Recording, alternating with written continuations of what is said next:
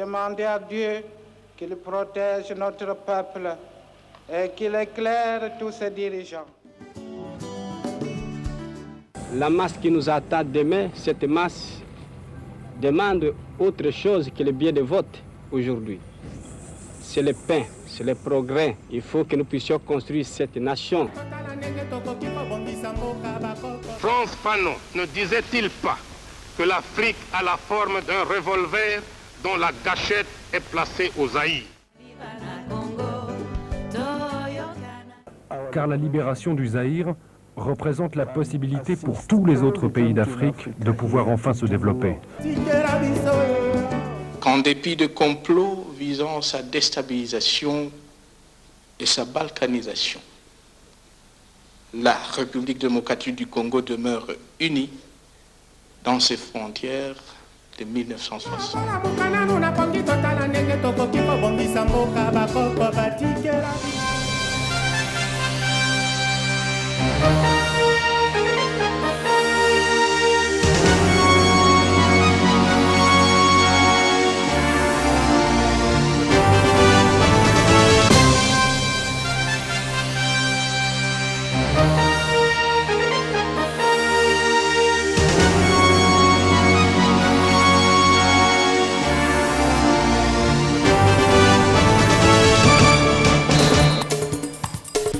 Très heureux de vous retrouver pour ce journal, mesdames et messieurs, et surtout très bon début de week-end à toutes et à tous. Tout de suite, le sommaire.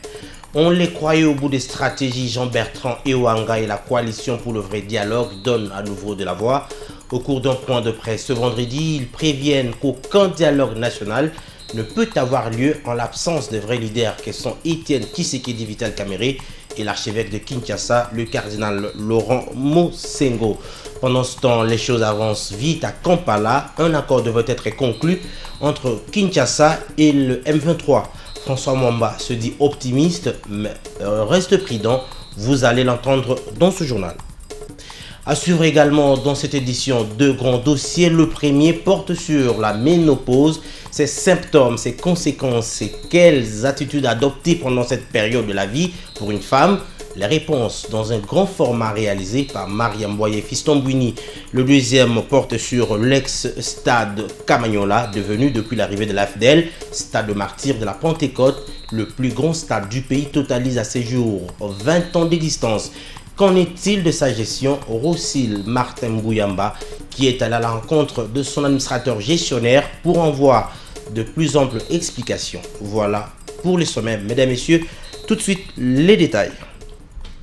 Après 2 jours pour parler de rencontres à huis la clos pression avec de la le groupe communauté des envoyés internationale spéciaux exercée de sur l'accord les cadre parties du prenantes qui mécanisme sont d'Addis Abeba, le gouvernement congolais était en face des rebelles du M23. Au cours de la plénière du haut niveau en présence de l'envoyé spécial de Ban Ki-moon pour la région du Grand Lac, Mary Robinson, les partis ont rediscuté l'avant-projet de l'accord dit de Kampala. Le gouvernement et le M23 ont fait le tour d'horizon de 14 articles de ce projet proposé par le facilitateur ougandais. Un examen sans complaisance côté congolais, une lecture minutieuse pour éviter d'être piégé. Le gouvernement a fait des propositions concrètes aux rebelles. La délégation de Kinshasa est d'accord pour l'amnistie pour des faits insurrectionnels, une amnistie sélective qui exclut toutes les personnes auteurs des crimes contre l'humanité, violences sexuelles et auteurs de recrutement d'enfants soldats. Ces personnes, pour le gouvernement congolais, ne seront pas éligibles à l'amnistie. Le ministre Raymond Tshibanda a exigé que les rebelles du M23 déposent les armes immédiatement et se transforment en parti politique et que chacun de ses membres s'engage individuellement par écrit à ne plus s'impliquer dans un groupe armé et à quitter sans délai l'Est de la RDC. Du côté des rebelles, on exige deux garanties sur le plan international, national, provincial et l'on souhaite que le gouvernement mette cela par écrit. Une proposition rejetée par le gouvernement congolais. Selon Raymond Tshibanda, il faut déposer les armes et les autres revendications suivront le processus. Un autre point qui divise les deux parties, le gouvernement propose que le cantonnement se fasse loin des zones sinistrées, c'est-à-dire loin du nord et sud Kivu. C'est que les rebelles refusent et veulent que les cantonnements se fassent dans les zones sous contrôle. Alors qu'il est, le gouvernement reste sur ses positions et pense qu'il est allé au-delà des concessions. Le facilitateur devra tenter de convaincre le camp adverse. Tout le monde attend la dernière décision de Mary Robinson qui assiste à ces discussions chaudes. L'un de ceux qui dirigent le banc gouvernemental à ces assises est encore à Kinshasa. François Mwamba, que nos reporters ont rencontré, se dit heureux à l'idée que la communauté internationale comprenne que le blocage ne vient pas de la partie gouvernementale. Le coordonnateur du mécanisme de suivi répète que la RDC est disposée à signer un accord avec le M23, mais pas à des conditions qui mettent en mal la souveraineté du pays. Il est interrogé par Félicien Nangana et Baby Malobo. Le président de la République déploie partout et les militaires, et les diplomates, et les politiques. Le mot d'ordre est très clair. Il s'agit de défendre les intérêts majeurs de notre pays. Personne ne touchera à nos ressources. Cette guerre que nous subissons, qui est injuste, ignoble, meurtrière, qui crée la désolation dans nos populations, nous voulons effectivement que ça s'arrête. Et le fait de discuter n'est pas une faiblesse. Quels que soient les termes, quelle que soit la nature de propositions qui sont faites là, le ministre Tshibanda est là-bas à la tête d'un groupe qui est là pour examiner la conformité de ce qui est proposé par rapport à ce que, d'une part, la nation congolaise est prête à accepter et d'autre part, y retirer tout ce qui ne correspondrait pas à ce que notre nation est prête à accepter comme prix à payer pour que, de toute façon, il puisse y avoir cette paix. Puisque maintenant la communauté internationale a compris notre position, faisons en sorte que ce que vous appelez pression, ça ne soit pas la pression sur celui qui a raison, que ce ne soit pas les pressions sur celui qui est la victime, que ce soit plutôt des pressions sur ceux qui ont prétendu pouvoir effectivement nous arracher je ne sais pas quoi et que tout le monde comprenne que maintenant c'est terminé et que de toute façon les Congolais, il n'y a plus de distraction possible. Après un séjour de 3 jours de travail à Kinshasa, le ministre belge de la coopération a prévenu que l'intégrité territoriale de la RDC et l'intangibilité de ses frontières ne devraient faire l'objet d'aucune remise en cause. Il a, au cours d'une conférence de presse jeudi, appelé toutes les parties prenantes au processus de paix dans la région des Grands Lacs au strict respect de cette exigence. Jean-Pascal Labille a aussi demandé la fin immédiate de pourparlers des Kampala entre le gouvernement congolais et les rebelles du M23. C'était jeudi soir en la résidence de l'ambassadeur de Belgique à Kinshasa, Christopher Kamonda et Jean Lumossi.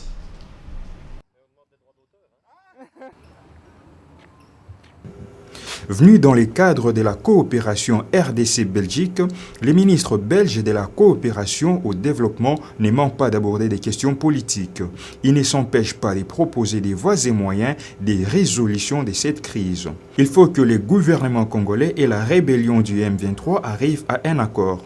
L'officiel belge appelle toutes les parties impliquées dans le processus de Kampala à des conclusions rapides pour le rétablissement de la paix en RDC. Alors je pense qu'il faut maintenant que le processus de Kampala se termine. Je crois que chacun conviendra que 9 mois de discussion, il est bon à un moment donné que tout cela puisse aboutir à une solution, avec la recherche absolue de la paix. Ces populations ont besoin de paix. Jean-Pascal Labille annonce par ailleurs que la Belgique a entrepris des démarches auprès des autres acteurs de la région des Grands Lacs. Il les appelle tous au respect de l'accord cadre d'Addis Abeba. Je suis allé déjà 2 fois à Kigali, je l'ai rencontré à Kigali, je l'ai rencontré aux Nations Unies. Je pense le message est le même pour tout le monde. Il y a un accord cadre, c'est celui d'Addis Abeba. Chacun doit prendre ses responsabilités à l'intérieur de ce cadre. Ce que je veux rappeler et que tout soit très très clair, l'intégrité du territoire congolais n'est pas discutable. Il n'est évidemment pas question de discuter de cela. Les ressources naturelles qui sont sur le sol congolais appartiennent aux Congolais. Les conflits en République démocratique du Congo semblent être oubliés sur l'échiquier international. Il en va de la responsabilité des Congolais de résoudre ces conflits et d'empêcher toute tentative de balkanisation de leur pays. La fin de pourparlers des Kampala est aussi souhaitée par les analystes indépendants comme Pierre Mbemba. Au cours de l'émission 30 minutes diffusée jeudi sur Télé 7, il a dit ouvertement que le pays ne devait s'attendre à rien du tout. Il a par ailleurs exhorté les Congolais à faire bloc pour dénoncer la menace de balkanisation qui pèsent sur le pays. Je vous propose cet extrait choisi par Doudou Ndombe Moseka. Il ne doit pas y avoir ni légèreté, ni capitulation. Nous devons obligatoirement recenser d'abord tous ces militaires-là, savoir qui est réellement, effectivement congolais. Ceux-là, on va leur appliquer une mesure. Ceux qui ne sont pas congolais, nous les renvoyons chez eux. On n'a pas fait 2 poids 2 mesures parce que tous ceux qui nous demandent à nous, Congolais, de ramasser n'importe qui, de mettre au Congo, aux États-Unis, on a dressé un mur de honte entre les États-Unis et le Mexique pour empêcher des gens de pouvoir entrer aux États-Unis. Notre gouvernement doit tenir ferme pour dire que, j'ai entendu que ceux qui ont fait mutation... Non, dès qu'il y a eu mutinerie, ce n'est plus un bon militaire. C'est ça le principe militaire. Donc, tous ceux qui ont été des mutins, même une fois, il n'y a pas de pardon, on doit les mettre à la porte. C'est ce que nous devons faire. Et nous devons être fermes parce qu'en fait, ce qui se prépare à Kampala, c'est pour distraire notre gouvernement, distraire le peuple congolais, pour permettre au M23 de renforcer ses positions. Il ne faut pas recommettre les erreurs qui ont été commises dans cet accord qui nous crée problème aujourd'hui. Exactement. Hein? Donc, il n'est pas question que ces gens-là exigent que, bon, eux, ils sont dans l'armée congolaise, mais c'est eux qui fixent l'endroit où ils sont. Ça, c'est de la rébellion, c'est de l'insubordination. Automatiquement, ils ne sont pas congolais, on les déclasse. Deuxièmement, ils doivent accepter de reprendre le drill militaire, parce qu'on n'engage pas les militaires n'importe comment. Il y a le recrutement, on va les entraîner, on va les former, on va les formater, tout ça, la doctrine congolaise. Les négociations de Kampala amorcent déjà leur atterrissage. Les grands acteurs de la crise de l'Est se sont donné rendez-vous dans la capitale ougandaise pour le dernier toilettage du projet d'accord final. L'empressement avec lequel la communauté internationale pousse Kinshasa à signer cet accord et cet arbre qui cache la forêt derrière cet accord, c'est l'avenir de la RDC qui est en jeu. Aucune forme de trahison n'est donc autorisée à Kampala. Un commentaire de la rédaction avec Paul Félicien Nangana. Les pourparlers de Kampala doivent impérativement s'achever cette semaine. La présence est dans la capitale ougandaise des envoyés spéciaux de Ban Ki-moon en RD Congo et dans la région des Grands Lacs traduit ni plus ni moins la volonté de la communauté internationale d'en finir avec ces assises qui dirent à longueur sans espoir de produire du résultat. Dans une autre façade, la présence de Mary Robinson et Martin Kobler à Kampala est considérée comme une manière pour ces émissaires de l'ONU de faire pression sur le parti qui prenne part à ces travaux. Loin de garantir la sortie de crise, le parti n'a pas droit à l'erreur, préviennent les observateurs qui redoutent une nouvelle trahison. En effet, François Mamba Tshishimbi, l'un des négociateurs du gouvernement, ne manque pas depuis quelques jours d'exprimer ses inquiétudes. Nous sommes prêts pour une solution, mais pas à n'importe quel prix. Voilà des mots qui disent tout sur les dangers qui guettent le pays. Arrivé mercredi à Kampala, la délégation gouvernementale conduite par le ministre des Affaires étrangères, Raymond Chimonda, a pris connaissance de l'avant-projet de l'accord qui devrait être conclu et endossé par le parti en conflit dans quelques jours. Des sources proches de la capitale ougandaise indiquent que la partie gouvernementale aurait émis beaucoup de réserves car s'il doit être signé dans ces conditions, même avec amendement, c'est la constitution du pays qui est violée. C'est que les délégués de Kinshasa ne veulent pas attendre. Il y a une semaine, Lambert Mende l'avait déjà dit, le gouvernement a tout fait, il a montré sa bonne foi, la partie adverse est visiblement déterminée à créer des blocages pour éloigner une solution politique. Malgré des concessions faites par Kinshasa, le M23 exige une amnistie collective. Au profit de ses membres, il demande le partage du pouvoir avec le gouvernement. Des exigences qui font palier côté gouvernemental. Beaucoup craignent la trahison. À Kinshasa, les analystes avertis sont aux aguets. Un compromis qui va à la compte des intérêts du pays devrait être considéré comme une trahison. Le souvenir de l'accord du 23 mars est encore vivant dont les esprits soulignent le journal Le Potentiel. Malgré la présence de Mary Robinson et Martin Kobler à Kampala, les deux parties sont bloquées. Les experts des deux côtés se battent encore de manière séparée sous les auspices du médiateur ougandais. François Mamba Tshishimbi, cité par le journal Le Potentiel, se montre très sceptique. Pour lui, même si les deux parties doivent parvenir à un accord, il est hors de question pour les délégués de Kinshasa de brader les intérêts de la nation. Encore une fois de plus, l'avenir du pays se joue à Kampala, loin de nos frontières. Nos délégués sont donc placés devant leurs responsabilités. Vaut mieux de battre que capituler devant l'ennemi. Dans un autre registre, la coalition pour le vrai dialogue rejette en bloc l'idée d'une démocratie consensuelle telle que soutenue par les différents délégués aux concertations nationales. Jean-Bertrand Ewanga, coordonnateur de cette structure, précise que ce forum n'a pas résolu le problème de la fracture sociale qui pèse sur le pays, ni les guerres, moins encore la souffrance du peuple congolais. Seul un dialogue direct entre les forces qui étaient aux concertations réunies autour de Joseph Kabila, Etienne Tshisekedi, Vital Kamerhe et le cardinal Laurent Mosengo Passia permettra de sortir le pays de l'impasse. Il a dit au cours d'un point de presse ce vendredi au siège de l'UNC dans la commune de Barumbu. Mariam Boya, Serge Kouete.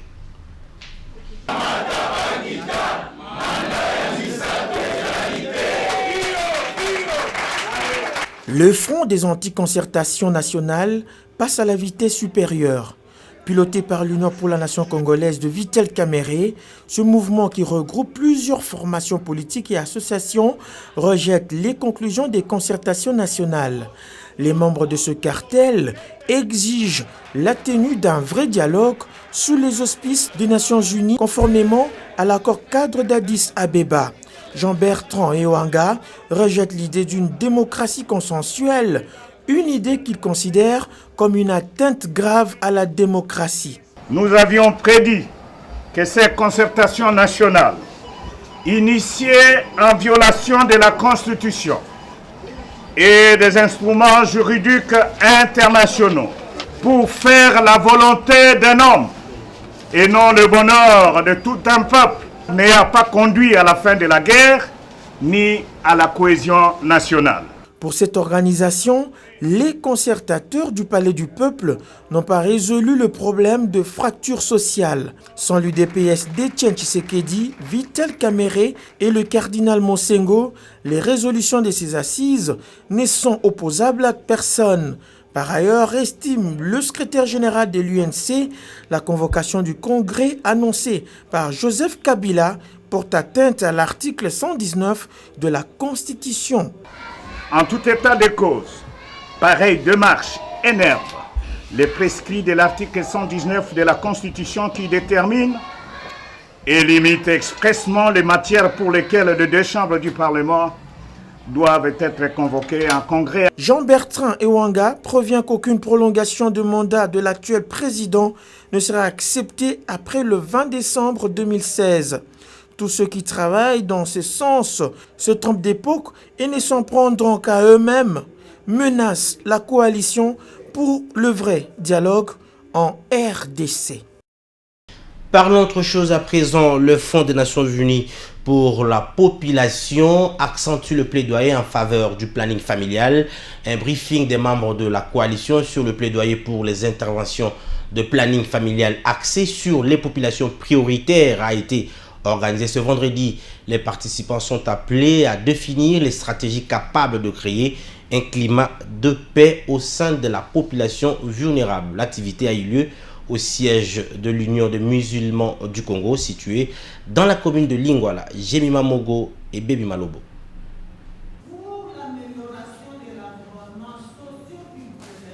La santé maternelle et néonatale constitue l'un des défis majeurs que la RDC considère comme la priorité des priorités à relever à tout prix. À Kinshasa, les membres de la coalition du plaidoyer sur le planning familial dénoncent les inégalités systématiques qui s'observent à travers le pays et qu'ils estiment être une atteinte aux droits de la personne. Par conséquent, la plupart des interventions n'apportent pas encore de changements substantiels dans les vies de populations qui sont réellement dans le besoin. Le docteur Marie-Henriette Balanda est plus explicite. La planification familiale pose des problèmes dans notre pays. Pour aujourd'hui, c'est un atelier de briefing pour briefer justement les différentes composantes de cette coalition à mieux analyser les données pour pouvoir cibler les populations clés, les populations marginalisées, les populations les plus vulnérables auprès desquelles la coalition doit mener ses activités. La RDC est comptée parmi les 6 pays du monde, dont 3 en Afrique, après le Nigeria et l'Éthiopie qui portent à 50% de la charge de la mortalité maternelle. D'où garantir l'exercice du droit à la planification familiale peut avoir pour effet d'accélérer dans le pays la réduction de la pauvreté et la réalisation des objectifs du millénaire pour le développement. Vous le savez peut-être déjà, le 18 octobre de chaque année, le monde célèbre la journée mondiale de la ménopause. Celle-ci est une cessation de la fonction ovarienne chez la femme, marquée par l'arrêt définitif de la menstruation entre 45 et 50 ans. Malheureusement, indiquent les infirmières et sages-femmes rencontrées, beaucoup de jeunes femmes deviennent ménopausées précocement, une situation à prendre très au sérieux, recommande-t-elle Mariam Boya et Fiston Bouine. Passée sous silence à Kinshasa, la journée mondiale de la ménopause devrait en toute logique être vulgarisée pour sensibiliser la population sur cette situation sanitaire. Cette journée lance le défi qui appelle les nations à donner à la santé après la ménopause une place primordiale dans la recherche et la santé publique. Pour cette sage-femme, la ménopause est naturelle. Comme symptôme, la patiente remarque des bouffées de chaleur et la femme devient nerveuse. Dans notre temps, c'était surtout presque au-delà de 50 ans, 55 ans, mais aujourd'hui c'est différent de ça. C'est un phénomène naturel que nous devons supporter. L'arrêt de la reproduction, on est là avec un mal à l'aise, très nerveuse, mais nous devons la supporter. Cette infirmière insiste sur l'âge et les causes de la ménopause qui se caractérisent par l'absence des règles. Il y a des fois 40 ans et les autres au-delà de 50 ans. Il y a arrêt de règles. Donc, nous appelons ça l'aménorrhée. Donc, vous ne voyez pas vos règles. Mais au début, parfois, il y a 3 mois, vous ne voyez pas vos règles. Et puis, après 3 mois, vous allez constater, les règles reviennent encore. Pour cet homme, la ménopause est une loi de la nature. Il a dit comprendre à sa manière cet état. Ça, c'est naturel, c'est inévitable. Aucune femme dans ce monde ne peut vous dire qu'elle a atteint et qu'elle est née, elle a grandi, elle a fait des enfants et va commencer à avoir cette menstruation jusqu'à n'importe quel âge. Ça, c'est un problème inévitable pour chaque femme. Considérée comme un repos par d'autres femmes, la ménopause est peu connue. Elle est même confondue avec certaines grossesses indésirées.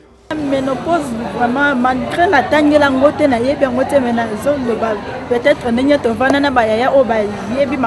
Bien que c'est peu connu du grand public, la ménopause est un temps de repos après avoir enfanté. 17 femmes. L'Organisation mondiale de la santé estime qu'en 2030, 1,2 milliard de femmes seront âgées de 50 ans ou plus et qu'un nombre croissant de ces femmes devrait s'attendre à vivre plusieurs décennies après la ménopause. L'Agence nationale de lutte contre les violences faites à la petite fille a organisé jeudi une journée de sensibilisation des professionnels des médias sur les violences sexuelles basées sur les genres. Les organisateurs ont voulu, à travers cette activité, leur doter de nouvelles connaissances pouvant leur permettre de traiter avec beaucoup de responsabilité cette question qui touche l'ensemble de notre population. Rosa Wazi et Jean Lomossi. Comme relais d'information, Avifem a trouvé le bon échantillon. Ces hommes et femmes de médias, une fois sensibilisés sur les violences sexuelles et basées sur le genre, devront à leur tour relayer toutes les connaissances acquises auprès de la population. À travers les réseaux qui doivent monter pour lutter contre ces fléaux qui détruisent la société, ils vont non seulement inculquer aux populations les comportements à adopter, mais aussi encourager les victimes à dénoncer les viols. D'où cet appel de la directrice de l'Avifem. Chacun de nous, chacun des citoyens et citoyennes de la RDC doit faire un effort pour mettre un terme à ces fléaux. La presse doit se mobiliser pour sensibiliser par l'appel à la dénonciation des viols ou autres formes de violence sexuelle qui prennent des proportions inquiétantes. Nous vous demandons, s'il vous plaît, de mobiliser toutes les couches sociales, hommes, femmes, garçons et filles. Les viols entre les mineurs, ce n'est pas quelque chose de permis. Dénonçons les arrangements à l'amiable pour que les auteurs soient sévèrement sanctionnés. Ensemble, mobilisons-nous comme un seul homme pour dénoncer les auteurs de violences sexuelles car un viol non dénoncé pousse l'auteur à continuer à commettre ses actes. Cette fin du discours de la directrice de la VIFEM est en fait un engagement que tous doivent prendre et traduire en actes. Déjà, la campagne Je dénonce qui se fera dans toute l'étendue du pays pour sensibiliser les populations sur ces fléaux en est un exemple vivant. Le réseau des femmes des entreprises du Congo souffle sur ses 10 bougies. À 10 ans d'existence, cette organisation prend ses marques et s'affirme sur le terrain, reconnaît sa coordonnatrice. Cet heureux anniversaire a eu lieu en la salle des conférences du ministère des Affaires étrangères à Gombe. Nadine Maïfilio. C'est dans une ambiance bon enfant que les femmes issues de toutes les entreprises ont célébré les 10 ans d'existence de leur réseau baptisé Réseau des femmes des entreprises du Congo. Une occasion pour elles de marquer une pause et évaluer le parcours, comme l'explique Berthe Akanchi, coordonnatrice de ces réseaux. Il y a des femmes qui au départ n'avaient pas confiance en elles à cause de tout ce que la coutume nous a fait croire. Mais aujourd'hui, la femme, avec tous les travaux, avec toutes les sensibilisations, les formations, aujourd'hui, la femme qui est dans l'entreprise se reconnaît une femme leader, une femme qui peut mener, qui peut conduire un groupe, qui peut conduire une entreprise. Donc la femme est largement sensibilisée aujourd'hui. Pour Caroline Mawandji, cofondatrice, il y a encore beaucoup à faire et à réaliser. Lorsqu'on avait commencé les REFEC, nous n'avions pas encore la constitution qui a consacré la parité. C'est-à-dire qu'entre autres, s'il y a la parité, ça veut dire qu'il y a aussi une autre contribution en tant que femme à ce que dans notre constitution qu'on puisse parler de la parité. Maintenant, ce qu'il reste, c'est comment matérialiser cette parité, aussi bien dans la vie politique que dans nos entreprises. C'est pourquoi notre plaidoyer restera toujours la qualité de femmes dans l'entreprise. La méritocratie, c'est par la qualité que les femmes vont apporter dans l'entreprise. Des cadeaux ont été remis à l'équipe des fondatrices de ces réseaux qui devra se déployer en province en vue de l'installation des comités provinciaux. Je le disais à l'ouverture, plusieurs activités sont organisées pour commémorer le 20e anniversaire du complexe Omnisport Stade de Martyrs. Télé 7 a voulu en savoir plus sur la gestion de cet imposant édifice, l'un des symboles de la Deuxième République. L'administrateur gestionnaire dit avoir arrêté de nouvelles stratégies pour la sécurité dans ce temple de sport. Aussi Martin Bouyamba et Baby Malogo. Le Stade des Martyrs de la Pentecôte de Kinshasa est le fruit de la coopération sino-zaïroise. Les travaux de construction avaient débuté le 14 octobre 1988 et s'étaient achevés en 1993. L'administrateur gestionnaire de ce complexe omnisport se félicite de ce qui a été fait jusque-là, ce en dépit de quelques failles. Les stades de martyrs jusque-là méritent d'être entretenus. Pourquoi? Ce n'est pas comme ça avant 20 ans. Les Chinois nous ont remis un bijou. Aujourd'hui, il y a un problème. Les stades ne reflètent pas l'image d'un site touristique. De la sécurité au sein du stade, Mwamba Mouchikonke Mwamous reconnaît une nette amélioration. Il fallait maintenant renforcer la sécurité avec nos amis de la sécurité invisible. Ce complexe omnisport génère des recettes qui sont gérées par qui et comment? L'AG est formel. Par rapport aux rencontres sportives, là c'est le domaine réservé de Gérard. Nous on se contente que de 10%. Et les 10% là ce n'est pas les 10% des bruts. C'est des nets après avoir. Et puis il faut avoir aussi la chance, si on ne déclare pas ces matchs déficitaires, c'est fini. Le comité de gestion organise d'intenses activités à l'occasion des festivités. Cela en vue de convier tous les Congolais à reconnaître à sa juste valeur l'importance de cet investissement. Notre vision, c'est de faire jouer ceux qui n'ont jamais joué dans ces stades. qui ont toujours envie, parce que jouer dans ces stades, d'abord c'est intérêt des compétitions ici à l'intérieur. D'une capacité de plus de 80 000 places assises, ce bijou est beaucoup plus destiné aux compétitions d'athlétisme, aux matchs de football et d'autres manifestations à caractère socio-culturel et politique. Il couvre une superficie d'environ 19,2 hectares. Sport toujours, Mazembe joue son avenir ce samedi devant son propre public à Lubumbashi face au stade malien de Bamako. Vainqueur au match aller par un score de 2-1, les Corbeaux Louchois n'ont pas droit à l'erreur. Damien Simbi, l'un des coordonnateurs de cette formation sportive, rassure que toutes les dispositions ont été prises pour permettre à Mazembe d'accéder en finale de la Coupe de la Confédération. Damien Simbi, de propos recueillis par Paul Félicien Nangana et Baby Malobo. Je peux rassurer tous les sportifs de Kinshasa et de toute la République que Mazembe se porte très bien. Le moral de nos joueurs, il est au zénith.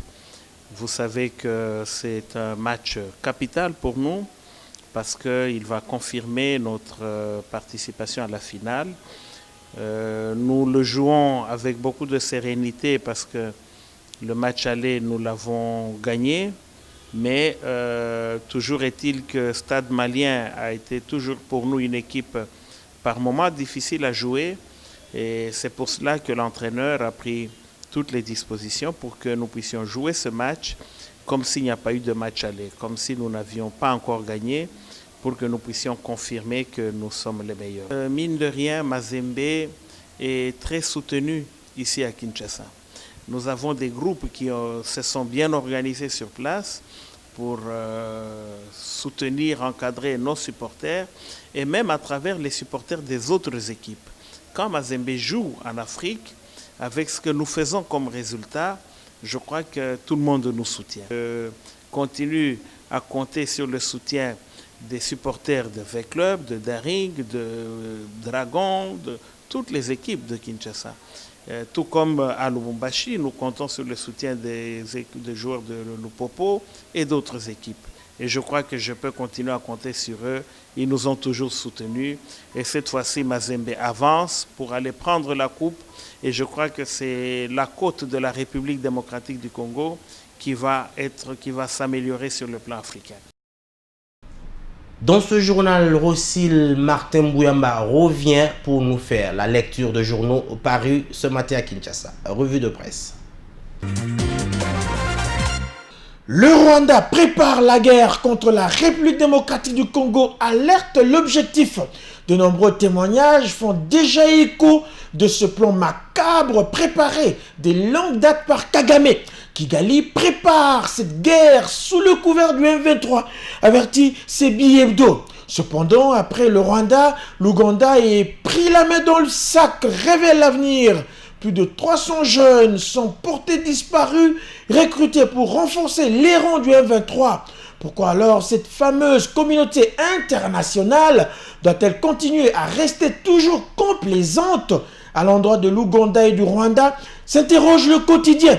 Puisqu'on parle de la communauté internationale, le potentiel annonce que la République démocratique du Congo est poussée justement à signer l'accord de Kampala, considéré comme l'arbre qui cache la forêt. Derrière cet accord, bien sûr, la communauté internationale y est, c'est l'avenir de la RD Congo qui est en jeu. Donc, aucune forme de trahison n'est autorisée à Kampala. Interdit le potentiel. Parlant de la tenue prochaine du congrès, la prospérité pressent que le silence de Kabila fait peur. Des mesures importantes seront prises pour répondre aux préoccupations légitimes des délégués aux concertations nationales. Cela pour dissiper tout éventuel doute sur la suite des événements en RD Congo, indique le confrère. D'ailleurs, le discours de Kabila est conditionné, selon le palmarès, par les conclusions de Kampala pour rencontrer les préoccupations de tout le monde, même si ces pourparlers sont butés à une difficulté majeure, l'amnistie collective de tous les membres du M23. Le phare revient sur l'immeuble de 6 étages qui s'est effondré lundi au quartier Bassoko dans la commune de la Gombe. Écœuré, le quotidien fait apprendre que le propriétaire de cet immeuble écroulé, comme un château de cartes, ne possède aucun papier, pas de certificat d'enregistrement, ni d'autorisation de bâtir. C'est ce qui amène le quotidien à titrer La République des Intouchables. Et ces phrases interdites de lire renseignent que, invité à la soirée Youpiye organisée par Makwede, Ndjugute dit à cette dernière: je voudrais vous présenter mes excuses pour ma conduite et en particulier pour avoir tenté de vous violer justement en vous entraînant dans le placard à balai. Mais c'est un Makwede, vous arrivez à peine et vous n'avez rien fait de tout ça. C'est vrai, répond Zungute, mais attendez que j'en sois à mon 2e verre de whisky. S'il vous plaît, ne faites pas ça chez vous. Ce journal est terminé, mesdames et messieurs. Merci de l'avoir suivi et surtout, un très bon week-end à toutes et à tous.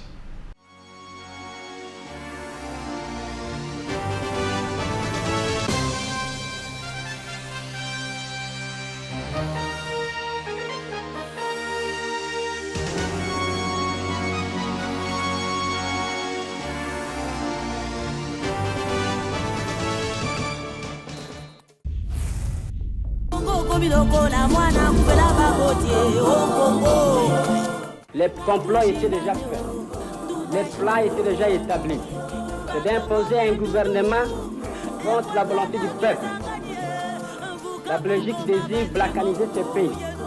L'éclatement du Congo, c'est demain. Nous devons marcher à fond, même conclure des accords avec le diable pour refaire l'unité du Congo. Rien à faire.